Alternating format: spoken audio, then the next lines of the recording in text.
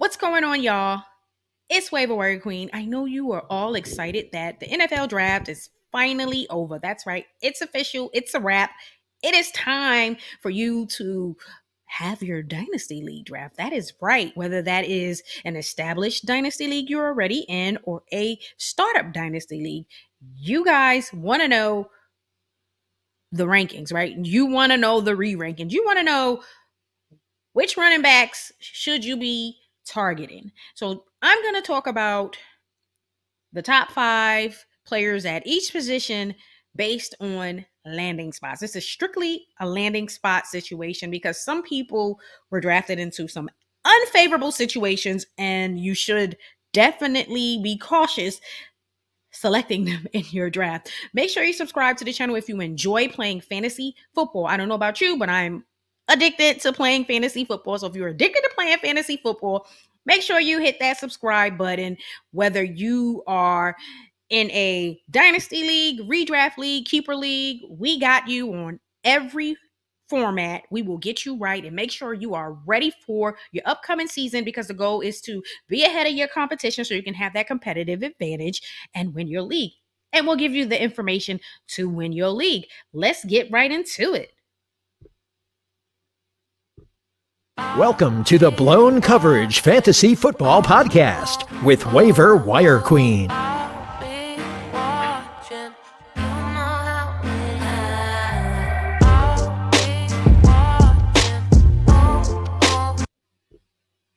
Woo!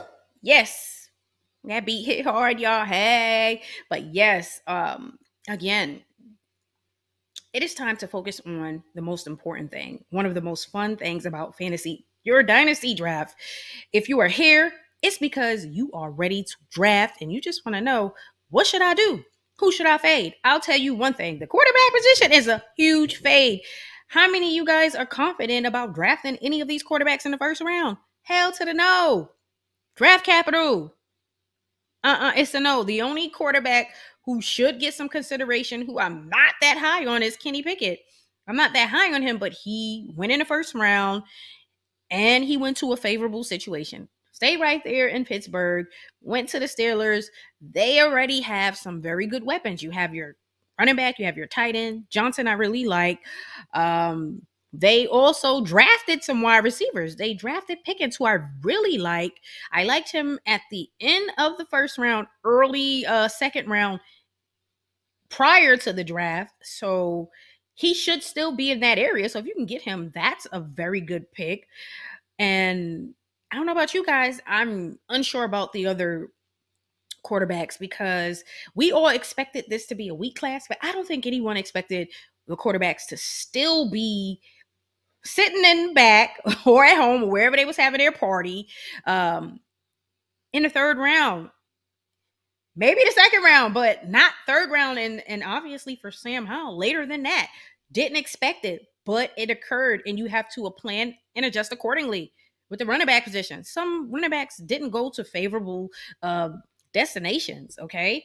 Let's talk about who went to some destinations that I just don't think were good destinations for them. Like, and these are guys who you were looking at late as late sleepers, and you most likely are like, oh, I'm not checking for them based on destination. Pierre Strong, I don't think he went to a favorable situation. He went to the Patriots. They got a 101 running backs out there, okay? You got Harris. They got Ramondre. They re-signed White to 2 years.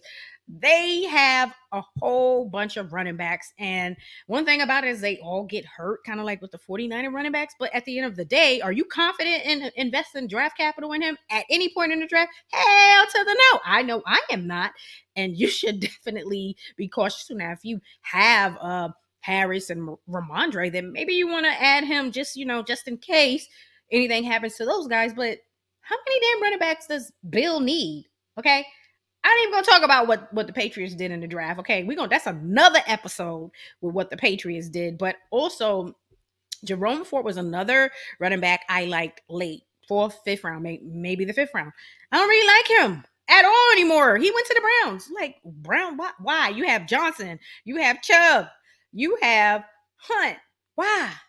Don't even make any type of sense at all to me. This young man is not going to get an opportunity at all. So he's a big fade.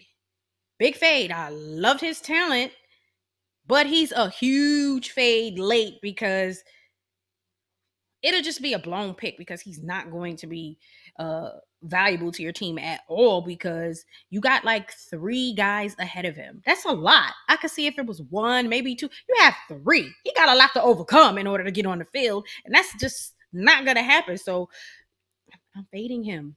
Other players who I don't think you should be checking for, Tyquan Thornton, it's a no. Okay? I don't care if he's fast. That's not all that counts, okay? You may be fast, but no. No. They should have been trading up, in my opinion, to draft a wide receiver because you simply don't have a good wide receiver group. And you want to do what some of these other organizations are doing. Build around your young quarterback. What the Jets just did. Build around a young quarterback. So with the Falcons, if they are not considering Ritter, if he doesn't pan out and they go draft a quarterback next year, they have some weapons there. Okay. Got a running back, got wide receivers, and you have obviously a generational tight end. And then when you look at the Lions, obviously we know that their long-term plan is not Goff, but you are building up that roster. So when you do draft your quarterback, the young man has the opportunity to succeed. But let's just jump right into these rankings, guys. I know y'all ready for the rankings. Let's get to the rankings. That's what y'all like. Come on now, waiver wire queen. Let's get to the rankings. Let's start off with the quarterbacks. And based on landing spots, this is all landing spots, guys. Okay, I would love to do something different and tell you something different, but I can't because landing spots. You can't be confident investing a first-round draft pick on Malik Willis based on where he went in the draft and based on situation. The Titans are a playoff team. Tannehill is going to have to really sting it up on a whole nother level for them to say, oh, Tannehill, we're going to kindly put you on the bench for the rookie who we drafted in the 3rd round. I don't see that happening this year, but it's still a good situation for Willis potentially long-term. But rankings, Kenny Pickett, obviously drafted by the Steelers, favorable landing spot, very good landing spot. I said for all of these quarterbacks to be successful based on landing spot, their destination was important. You don't want to draft a quarterback into an unstable situation. And this was a good one for him. Again, you have Najee Harris, you have Johnson, okay? Claypool, they drafted Pickens, you have Pat Freiermuth, you have weapons. They have surrounded this young man with all of the tools to succeed, and it's a stable organization. You know you're going to have the coach. You know they're going to give you every opportunity to be successful, and you're already going in there with weapons. So he is the most pro ready is what we've heard throughout this whole process leading up into the draft, which is why he most likely was the only quarterback drafted in the 1st round. And Pittsburgh obviously was in love with him. And again, landing spot. So he is right now, if you were on the board and you're looking for your quarterbacks, he should be the first quarterback you decide to draft. Should that be in the 1st round? I tell you, I am not for any of these quarterbacks being drafted in, I don't care what format. You could be in a 2 quarterback league. Superflex, I'm not for any of these quarterbacks being drafted in the first 5. Hell, if you do take Kenny Pickett, to me, it needs to be late 1st round. I just don't trust any of these quarterbacks. I know that I'm not checking for any quarterbacks in the 1st round in most of my leagues. It really just depends because not a lot of my leagues I'm in rebuild. I'm in rebuild in 1 league. The other leagues, I have a playoff team. So some of these picks may be luxury picks just to make sure my roster is getting better and improving and continuing to be competitive long term. For you, if you're considering him at number 1, you need to reconsider that, okay? You might as well just build your roster up and look towards 2023 or move back, trade back, because it's a no, not at 101. It's no, it's too much talent And when I say too much talent, I mean players that you know and you're sure about.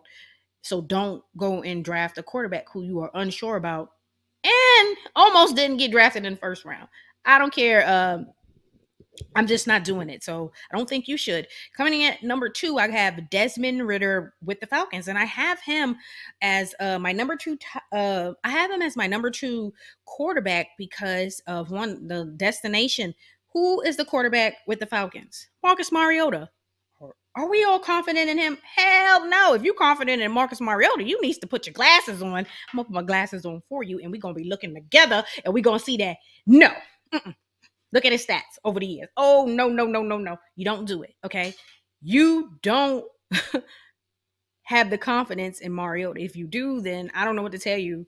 You haven't been watching him over the years, all right? He can be a short-term solution. Desmond Ridder has the chance to go in there at some point and take Marcus Mariota's job.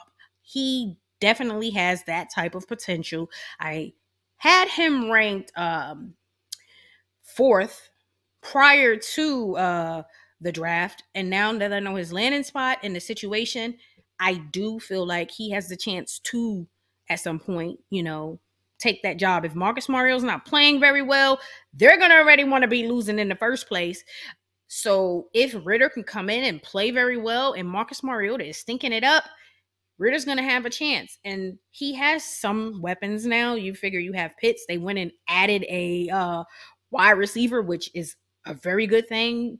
Obviously, we don't know Ridley's situation. We're going to assume he's going to come back next year. And if he does, that's just another weapon for Desmond Ridder. But right now, based on landing spots, opportunity, he should be the second quarterback off the board, in my opinion, which brings me to Matt Corral. He is 3rd. However, I flip-flop with him and Malik Willis at this point because neither one of those quarterbacks that's playing for the Panthers and the Titans are really lighting it up and have the confidence in the organization that they can be long-term solutions, let alone the short-term immediate for the season. The only thing with the Titans is they are a playoff team, which is why they most likely will stick with Tannehill at least this season. But with the Panthers, their coach is obviously on the hot seat and maybe out of there.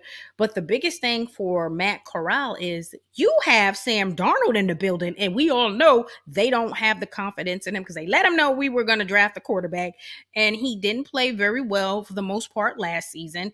And he gonna be seeing ghosts. Like everybody, you seeing ghosts in the Jets, you seeing ghosts here. Matt Corral coming. Matt Corral has the opportunity to take that job early. It may even be day 1 because I really think he has the tools to be a very good quarterback and the potential to take Darnold's job because Darnold, again, hasn't lived up to the hype and that high pick that the Jets invested in him.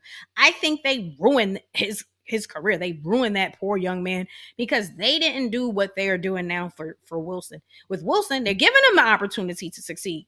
You're going to lose this job because you just stink. You have all of these weapons. You have Moore, you have Burks, you have 800,000 tight ends because they do now. They signed a few, drafted a few last year, drafted a few this year. Then you have Carter, you have Breece Hall. You have all of the tools. The offensive line is improved. So you have all of the tools to be successful. So if you don't play well and you flop, it's on Wilson now. But with Darnold, they didn't do him any favors. You didn't have any talent. So if he was a player that needed that confidence and, some talent to succeed, there was no confidence when he left the building. When he left New York, it was like, probably second guessing himself. Now, with the Panthers, pretty much the same. Started off okay early on, but played against some bad defenses.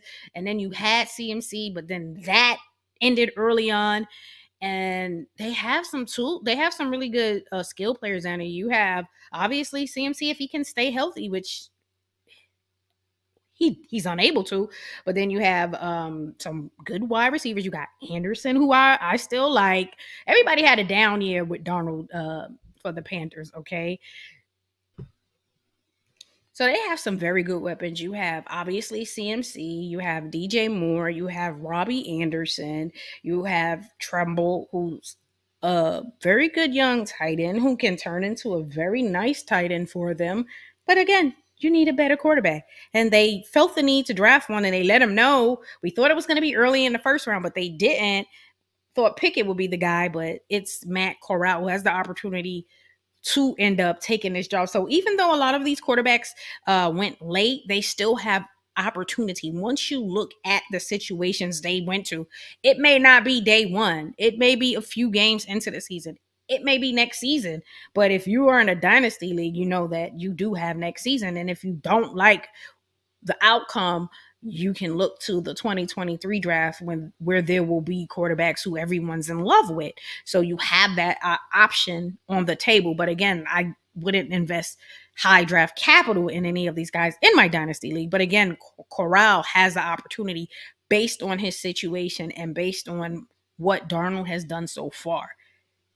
It's an easy opportunity. It's a layup. If this was basketball, it's a layup. No defense. They just lay it on in and take it. All right, just go on and do it, Matt. Go on and do it. Then I have Malik Willis at 4 with the Titans. I think this is a very good situation for him because he has the tools to be the best quarterback in this draft. I'll say that again. However, he just needs more time. Tannehill is still the guy. He's a vet. He can probably learn a lot from watching Tannehill play this season. And again, if Tannehill stink it up so bad where they're losing a lot and they are no longer that playoff team because they got rid of A.J. Brown, then maybe you'll see some Malik Willis and see what he can do. They have Treylon Burks. To me, I think for them to be a playoff team, I think it was crazy that they traded away their wide receiver and A.J. Brown where they, knew what he was capable of doing. Even though Treylon Burks has a lot of similarities and that is his pro comparison, you still don't know what he's going to do. You know what you're getting with A.J. Brown. You don't know what you're going to get with Burks. We're going to hope that they get exactly the same and maybe even better considering the move they made. And then think about it. If, say, at some point Malik Willis, they hand over the keys to him, you still have Henry. They added a tight end and Hooper. Maybe they'll bring him back if he plays well this season. And again, they did add a tight end. And then you also have someone like Treylon Burks. They have Robert Woods as well. Then they added another wide receiver in this draft. So it's not a unfavorable situation. Based on his draft capital, it's like, ooh, that's not good. But again, when you start digging deep and pulling the layers apart, it can be a good situation if he's given the opportunity to learn and grow. Some people need that. And that's in anything. Football, basketball, work, at us with our regular 9 to 5s. If your employer isn't giving you the tools to succeed, whether that is training or whatever, you may not reach your potential. It's the same thing with these athletes. Some of these quarterbacks may not be ready. Some of these wide receivers may not be 100% ready. Tight ends, rookie tight ends don't normally be ready. Obviously, Kyle Pitts is the exception. Generational tight end. But sometimes you need someone to invest the time and the tools into you so they can bring out the best and pull all of that talent out of you. And that's exactly what they're going to have to do with Willis. And then if they give him all of the tools he needs to be successful with players and a lot of film and training and teaching him the ropes of being a NFL quarterback, and he gets out there and he stinks it up. Okay, well, we did what we needed to do. You just wasn't that good. Or it may work. We're going to see. So people still will draft Malik Willis, although I wouldn't draft him in the first round. I'm not sure I'll draft him in the second round because third round draft capital isn't very good, and it's a pause. It's a concern for me, and it should be a concern for you. But again, there are going to be people who are still going to be drafting him in the first round, and then it's going to be like, that's not a good move. Not a good move at all. Even if he does pan out, it's a high risk, high reward for you. But again, a lot of teams don't have that time. Like, you are running a franchise. This is your team. You can't be burning picks on in the first round, like high first 3 picks on a quarterback who was drafted in the 3rd round is not going to start, and people still don't have high expectations for you. Again, I'm trying to pull layers apart so we can hope he reaches potential. But again, not a first round pick for you. You don't do it. I don't care what they tell you. Don't do it. Okay, because it's going to ruin your draft, and there's going to be so many good players there, and then you're going to miss out. Again, you have to build your whole roster. If you are pressed for a quarterback, then you're just going to have to be patient and wait till next year. You already knew that before the draft, and now you should know that it has been confirmed after the NFL draft that you just need to wait and be patient, because that's what these teams did. They waited. No one reached, and guess what? Their guy was there. If they were targeting certain quarterbacks, they were there. They didn't have to go reach up and trade up, and did not have to. So don't you do it. Otherwise, you're going to regret it and realize that there's going to be some great wide receivers that you're leaving on the board for a quarterback who may not even start ever. So be smart about that. And coming in at number 5, Sam Howell with the Commanders. Again, Carson Wentz. Is anyone confident in Carson Wentz? Hell no. The Commanders keep saying they're confident. That's their guy. They're saying all the right things, but at some point, they're going to get fed up, kind of like with the Colts. And Sam Howell's going to get in there, and he may take Carson Wentz's job. That's the thing. You have some of these rookie quarterbacks who obviously were drafted in 3rd round or later, 4th round, and they still may have the opportunity to take someone's job. So that says a lot about the guy starting and how you should move when you are targeting some of these rookie quarterbacks. Some of them still have the potential to get an opportunity. Others, it's going to wait a little longer, but definitely Howell has a chance of getting an opportunity this season. I don't like the comparison of Baker Mayfield. It scares me. It scares me, guys, to be compared to Baker Mayfield, who's never thrown for over 4,000 yards in today's NFL. Everyone keeps hyping Baker up. Look, he may have taken a team to the playoffs, won a game or whatever. It wasn't all him. Defense was good. Chubb, Hunt, the Browns obviously were a run-first team with Baker, and part of that is because I just don't think they were confident in Baker's arm, and he has shown us that it's just not it. So I don't know why everybody is still like, oh, Baker, oh, he is who he is. He hasn't thrown for 4,000 yards in today's in today's NFL. That's not starting caliber quarterback for me. That's not a quarterback I want as my starter. Maybe you can be my backup, but my starter, heck to the heck, hell no, y'all. It's just a no for me, because why would we be going so hard for someone who hasn't thrown for at least 4,000 yards today? It should be easier to do that now with the way the game has evolved and is set up, and he's incapable of doing that. I don't care what team he's on. He's not going to do it. So don't be foolish. With Sam Howell, that scares me. But maybe he'll be better. I don't know. He may not. But he's going to have an opportunity, because Carson Wentz is not that guy, and you already know that. You know that. I know that. And we're not going to act like Carson Wentz is a franchise quarterback. He isn't. He's a serviceable quarterback, kind of like Baker Mayfield, but you know what you're getting. You know that it's not going to last, and it may not last after a few games. So be smart and don't do it. Let's talk about our wide receiver rankings. So going into the draft, I had Drake London at the top of my board. At the end of the NFL draft, I still have Drake London at the top of my board as my number 1 wide receiver. The crazy thing is with Drake London, after the first night, kind of was getting ready to fade him a little bit, not in the first round completely, but not early on, because of the fact that he was drafted drafted to the Falcons, and Marcus Mariota was his quarterback. That's a concern. But when they drafted Desmond Ridder, I said, okay, I still have confidence in him. And even if Ridder didn't pan out, they still have the opportunity to get a really good quarterback in 2023. So although maybe his stats, he won't reach his potential and his stats won't be as good, year one, but definitely with a better quarterback year two, should be good. But I like Ritter, and I like Ritter better than Mariota. And I do believe at some point Ritter's going to take that job and get the ball to Drake London. So Drake London is still my top guy. I don't care. I'm confident in that. And you should be too. And that is what it is. Coming in at number 2, Chris Olave. I love fast wide receivers. I love wide receivers who can take the top off. He's going to run that ball down the field. You're going to have him. You're going to play against him, right? Your opponent's going to have Olave in their starting lineup.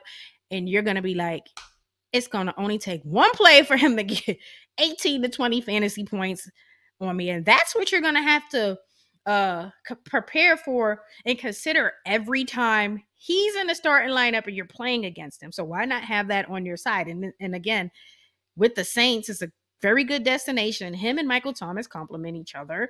I think Jameson Winston is going to be fine this year. Everyone's going to get back to what they need to be doing. Taysom Hill, not the quarterback. Good. Kamara, we're going to hope that he gets back to what he's capable of doing. And adding Olave and bringing Michael Thomas back fully healthy at full strength is going to be good for everybody. We know that Mike Evans had some great seasons and was able to do several 1,000-yard seasons with Winston. So why wouldn't Michael Thomas do it? If he's healthy, he should be able to do it. And Olave should have a very good rookie year. And again, he's one of those wide receivers who's going to scare your opponent. Simple. And he's very talented. He's very talented, very smooth. Number 2. He's my second ranked. I'm snatching him up early if I can. Okay. He's not going to make it past 7 and shouldn't be past 6 in most of your drafts. If he gets to the end and he's available, you snatch him up. Okay. If you can get him, you grab him because it's going to pay off. If he is still on the board late in your league, you need to be looking at everybody like, thank you for an early Christmas gift and kindly just draft him because this is going to be a very good pick. He may end up being one of the best wide receivers in this draft class, which I have him ranked as such, and you shouldn't ignore picking him. Very good landing spot. And again, I do think Winston is going to be airing it out a lot. I don't care if he has 40 turnovers because he's not going to be my quarterback in Dynasty, but again, he's going to get the ball to Thomas and Olave. So say it again. Olave, number 2. Number 3, Garrett Wilson. I'm not going to say I don't like his destination. I like the Jets. I'm really curious to see what they're going to do this year with Wilson and all of the young talent that they added. You have Breece Hall, who's going to be elevated over Michael Carter, in my opinion. He should be. He's better. Then you have Moore, who's having he was coming along nicely in his rookie year. Then he got hurt. So I do expect him to pretty much continue on that trajectory of moving in the right direction. And when you add someone like Garrett Wilson's very good route runners, just smooth, good overall player, fast, you're going to have a lot of success. And again, they have several tight ends there too with Uzomah, who I don't have high fantasy expectations for. They drafted a tight end as well. And Jeremy Rucker. They've added a lot of weapons for Wilson to be successful. And Wilson, because they're both Wilsons, is one of them. And he is going to be good. You won't regret drafting him in your Dynasty League. You won't. He'll be a very good long-term solution at the wide receiver position. So you should definitely prioritize him. Treylon Burks, really like him. The only issue is the Titans are a run-first team. Say it. Titans are a run-first team. Derrick Henry's going to run the ball. At times, Tannehill struggles getting the ball to the wide receiver. Is that going to hurt Burks?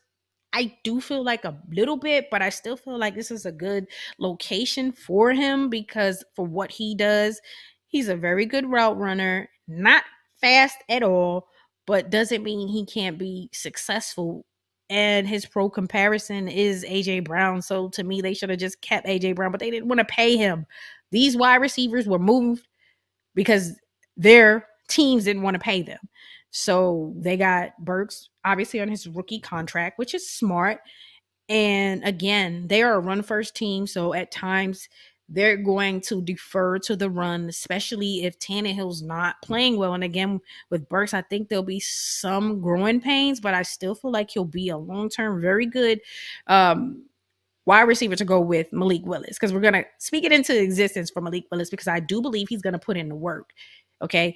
The thing with these quarterbacks, having to sit and wait until round 3, round 4, and so on, and some having to sign because they went undrafted, that should light a fire. That should make you want to work to improve everyone wrong. And I'm going to expect Malik Willis to do so. So y'all better watch out. Watch out. I expect. And again, with Burks, yes. And then I have Jameson Williams to the Lions. May end up being the best wide receiver in this draft class. I think slightly down because of the fact, with the knee injury, but he's gonna be coming back. I think he'll be very good. He's fast, good route runner. Played at Alabama. We all know how Alabama wide receivers do. Alabama wide receivers are the truth. Very, very good. If nothing else, very good route runner. And he's fast. Again, I can't stress enough, he's fast. I love fast wide receivers who will put fear in your opponent's heart. They will have your opponent like, that's going to be a quick 20. Just don't let him take the top. Don't let him get a 40-yard, 50-yard touchdown. Don't let him do it. And then he does it. That's what he can do. He, again, may be the best wide receiver in this draft class. The Lions are making the right moves. You have Amon-Ra St. Brown. You have Williams. You have Swift. You have Hutchinson. They are building for the future, and now all they need is their quarterback. So they are setting themselves up nicely for the 2023 draft to draft a potential franchise generational quarterback. And think about it. That quarterback will be going into a situation where you already have some nice weapons to be successful. So if you pick him in the first round, you won't regret it. Don't allow the injury to scare you away from drafting him, because it will be a big mistake. If he slides a bit in any of my drafts because people are concerned of the injuries and people are reaching and picking other wide receivers because they landed with, say, the Chiefs or the Packers, I'll pick him. So go on and do that if you want, but just know that somebody's going to be praying that you do so they can pick this guy up. Just because you landed with the Packers or the Chiefs doesn't mean you should be drafted in the top 5, top 8 of your draft. Does not mean that should occur, because again, there are going to be some growing pains. And with the Packers, yes, Watson's going to have to get in there immediately because they don't have nothing, in my opinion. So I felt like they should have just made a move for a veteran, maybe like a Michael Thomas, because their expectations are what? Hopefully try to win a Super Bowl. But to me, if Burks was their guy or someone else was their guy early on, they should have just moved up and did whatever they had to do to get their guy. Watson's going to be good, but I think is going to be some growing pains. And so you got to be realistic about where you're drafting people. If it's, again, the first top 6, I'm not drafting him. But again, there are going to be people who are going to reach for Sky Moore and Watson based on the landing spots of the Chiefs and the Packers. And it's going to be a big mistake because you're going to be leaving the most talented wide receivers on the board who will be successful regardless of their landing spot. So like I said, with London, still going to be very good. Williams, still going to be very good. Burks, I still believe he'll be good. So these are the guys who should be going ahead of Watson and Moore, regardless of landing spots. And you make sure you don't deviate from that plan or for what I'm telling you. Just don't do it, guys. And let's talk about let's go to the running backs. This was very hard for me because prior to the draft, had a lot of running backs, and the rankings were very different. My rankings before the draft were obviously Breece Hall, Walker. I had Rashad White. I had Isaiah Spiller, and I believe I had Zamir White. It was either Cook or Zamir White, one or the other. But to me, that has changed due to landing spots. Again, some of these players have landed in some situations that are unfavorable or that they're not going to get out there immediately. But let's talk about the running back rankings I have for you. I have Breece Hall. Obviously, it's the top, most talented in my opinion. And he's in a favorable situation because he's going right now, he's the best running back. Being drafted, he is the best running back. If they thought highly of Michael Carter as a full-time running back, they wouldn't have invested a pick in Breece Hall. They traded up with my Giants, which I don't appreciate us trying to help little brother, but we did. Jets traded up and drafted Breece Hall for a reason. And part of that is because I don't think they feel like Michael Carter is the answer as their starting lead back. Breece Hall can be an every down back. So he's going to be the bell cow. If he doesn't start the season as their RB1, which he should, and be the lead back, then I'm going to be looking at them sideways. But I don't expect that to happen. I expect Breece Hall to be the day one starter, Michael Carter, stock down. And again, they don't complement each other. Okay? Breece Hall can be an every down back. These Hall and Carter, they do not complement each other, y'all. So if someone's telling you they do, then the answer is no. Breece Hall is definitely an every down back. They didn't bring Breece Hall in to be two down back, and then Michael Carter, you be the pass catcher. No, you be my third down back. No, because that's not what he's not really that good at that. But Breece Hall, he can be the every down back. So Michael Carter owners better be trying to get Breece Hall, or they better come up with a contingency plan or plan B, C, D, E, F, G, and all the way down to Z, because it's over. It's over. That hurt Michael Carter's stock tremendously. And if anyone's telling you differently, then you need to give him a side eye and understand that Michael Carter's stock is going down. It is what it is. Number 2, Kenneth Walker with the Seahawks. This is a very good location for him. And I know people are saying, well, they have a crowded backfield. They have Carson. They have, what's his name? Homer. They have Rashad Penny, DJ Dallas. DJ Dallas hasn't done anything. And he's not someone who truly is in the mix. He may come in and relieve someone for a series, but that's it. Homer is a no. Carson having the neck issue. I think after this season is going to be it. He's not going to be under contract after this season. I don't think they're going to re-sign him. And if they do, it's going to be a Kenneth Walker show, and Carson can slightly be in the mix, but not going to be the lead back due to the neck injury and constantly always dealing with injury. Rashad Penny is always hurt, has some talent, but again, health is wealth. Availability is important. If you are unable to be on the field, then you have zero value. I don't care who you are. You're not valuable to me being on IR constantly, and that's simply the case with him.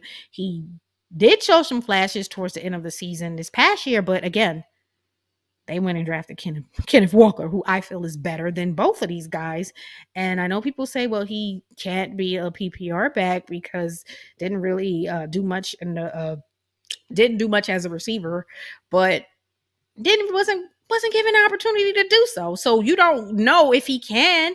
He has the talent that he can be. So I don't want to just say, well, he hasn't had the opportunity, so he's not good at it. You don't know what a person is good at if they haven't had the opportunity to show you. So I want to see what he can do. And I think he'll be much better than what people anticipate. And so although the season may start where it's a crowded backfield, to me, it's not really, because there's still a lot of uncertainty around Chris Carson. Penny, again, solid, but again, the injuries, and Kenneth Walker to me is better. And I think he can take that spot. And then you got to think of after this season, Penny and Carson are not under contract, so they can decide to go into another direction and say that, hey, Walker's my guy. Although I'm not high on the quarterback they have, and I don't see what they see. Again, guys, I'm gonna put my glasses on because we trying to see what they see with Drew Lock. I'm gonna have to do the sideways because I don't see it. I don't see it. I don't see it. I don't see it with Drew Lock, and they need to stop acting like they do. The Seattle Seahawks are fronting out here in these NFL streets about Drew Lock. They're the only ones who see something we don't see because it ain't it. They may be looking towards next year for a quarterback, and that's fine. That is fine. But I still think Kenneth Walker long-term is going to be the guy. So if you do draft him at 102, 103, 104, somewhere within that range, you are fine. It's going to be a good long-term pick, and there's nothing wrong with investing in him because he'll be successful. So again, we're pulling layers back. We're pulling layers back to really talk about the landing spot and not just the immediate situation in regards to the landing spot, but the potential long-term. And long-term after this season is he's the guy under contract. Carson, Penny aren't. And again, they may move on from these guys. And again, we know Pete Carroll's going to run the ball. So be wise. Coming in at number 3, who wasn't even in my top 5. He wasn't even in my top 8. Dameon Pierce. Hope I got the name right. Yeah, Pierce with the Houston Texans. Okay, we all knew that the Texans needed to draft a running back. Last year was horrible at the running back position. I thought they would go with Isaiah Spiller because poor guy was there. I was fading him slowly throughout this process prior to the draft, and even more so as he went very late in the draft. And destination is kind of 50-50 for me with Isaiah Spiller, but nonetheless, they went with Pierce. This is a good situation for him because you have Rex Burkhead, who we know is not the long-term answer. And then you also got to realize they have Marlon Mack, who they signed, and Marlon Mack is incapable of staying healthy. Marlon Mack is a very good running back, but again, health is wealth. Availability is important, and he is unable to stay healthy. So he doesn't have the value that we would like him to have, which is why they went and drafted Pierce. Pierce has an opportunity here, very good opportunity, and that is why he is my number 3 back, solely off of his landing spot and the opportunity based on the running backs that are on that roster. Pierce, very good back. Coming in at number 4, still a running back who I like prior to the draft, and I like going into the draft. I don't care if he's a smallish type back, but he's fast as hell, and it's going to work for the Buffalo Bills. James Cook, very, very good. Fast. Very small, yes, but he's going to do a lot on third down. When them third down, they're going to have some fun with Cook. They simply are. I think it's so much more to him than what we know, because, you know, it was him and White.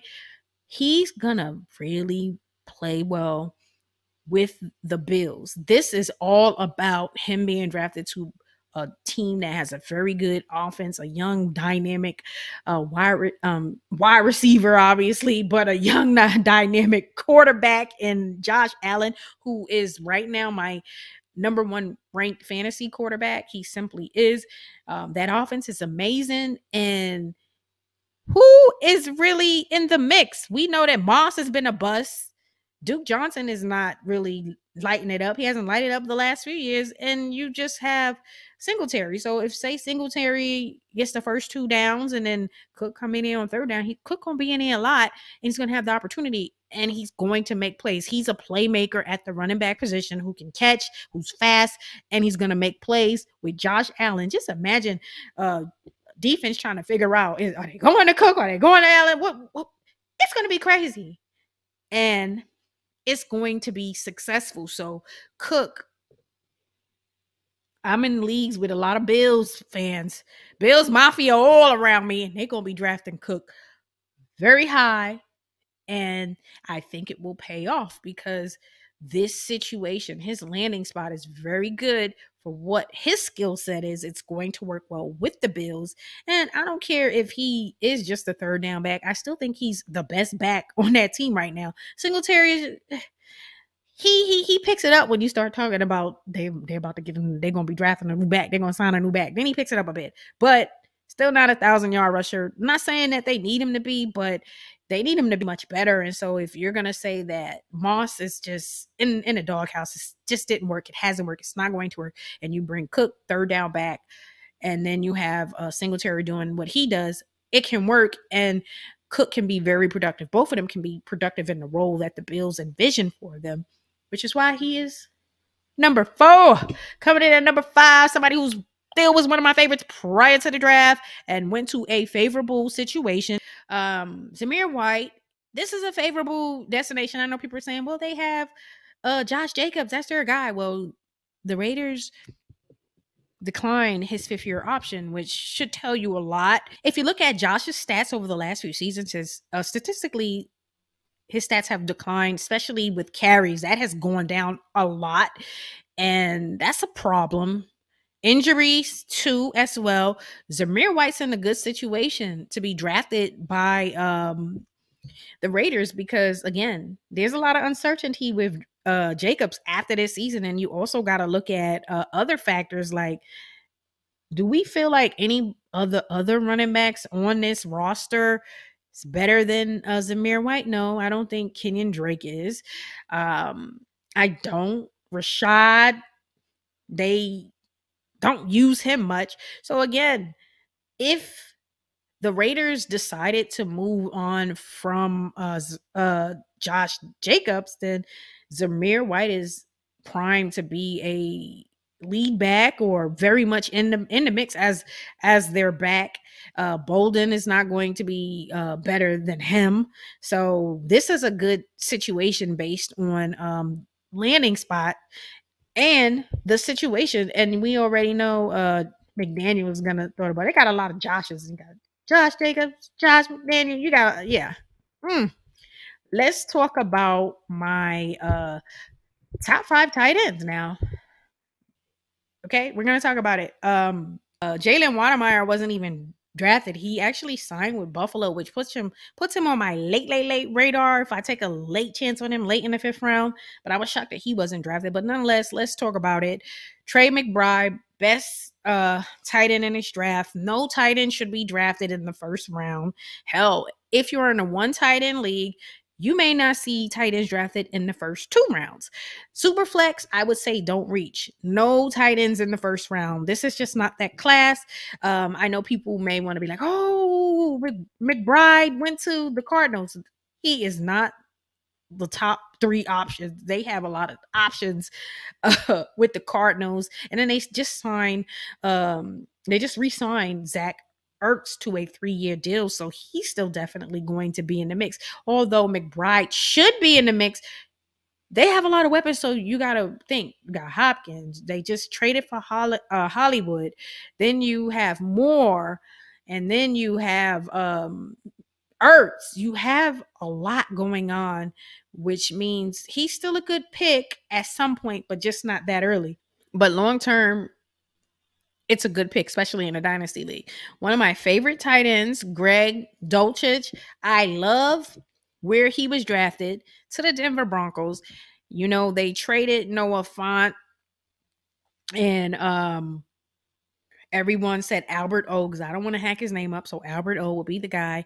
Definitely prime for an increased role, but Greg Dulcich, don't sleep on that pick. Jeremy Ruckert, I like that pick for the Jets. I'm not a believer in CJ Uzomah, so I think Jeremy Ruckert has some very good value late in your draft. Because, again, we're not just drafting round 1, round 2. Again, because we're not just drafting in round 1 and round 2. You have rounds 4 and rounds 5 to consider.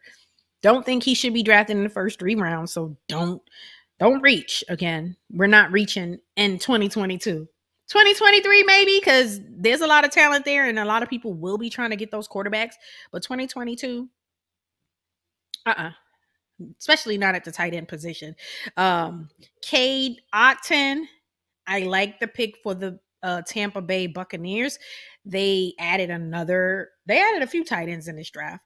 Don't know what's going to happen with Gronk, so there's a lot of uncertainty there. You know, right now that it's Cameron Brate. OJ Howard left the building. Cade Otton was a very good pick. He's not going to be playing over Cameron Brate, but he can be in the mix. So he's a player, if you didn't have him on your board previously, because I didn't prior to the draft, you can late. When I say late, I mean very, very late, like last pick of the 5th round. You know, late. Do not reach for these tight ends. And coming in at number 5, Jelani Woods. Crazy. But I didn't have him in my top 5. I think I had him at number 6 or 7 in my previous tight end rankings. But again, with Jalen Watermeyer not being drafted, that changed some things. But again, he was signed. But again, still, how much draft capital are you willing to invest in a player that was unsigned?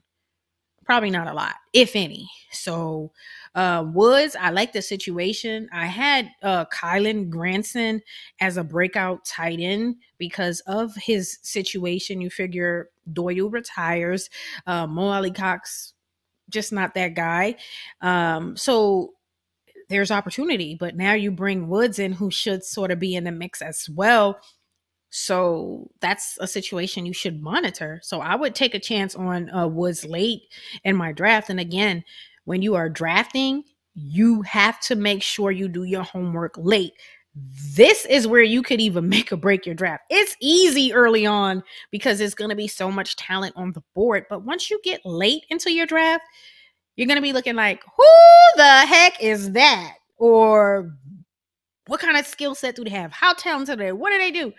You're going to be asking yourself all these questions. So you have to do your homework on everybody, and you have to do your homework on the guys late because, again, we're not trying to blow any picks. We're not burning picks. We're not just saying, oh, I'm just going to pick somebody. No, we're trying to find gems, especially late. It's easy when you got Drake, Olave, Wilson, Hall, and Walker on the board. You know, hey, I'm going to get somebody talented.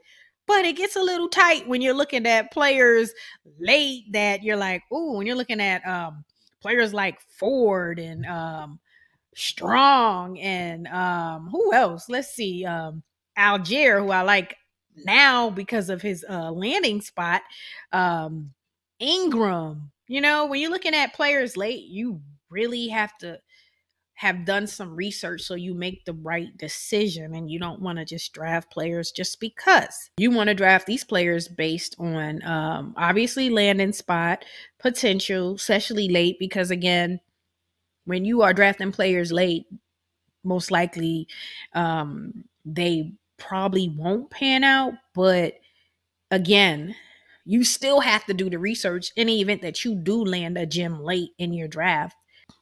Always just make sure that you are doing your research on everybody for the early rounds and late rounds in order to have a really good complete draft. You can have a great first round and then stink it up the next 3 rounds. That would make your round unsuccessful and a failure because you wasted rounds 2, 3, 4, and 5 and so on. So make sure you do put in the work on players late because that is important as well. Don't neglect it. All right, y'all, make sure you subscribe to the channel if you love playing fantasy football. We have a lot of great content coming for you to help you prepare for the upcoming season, to be successful and stay ahead of your competition.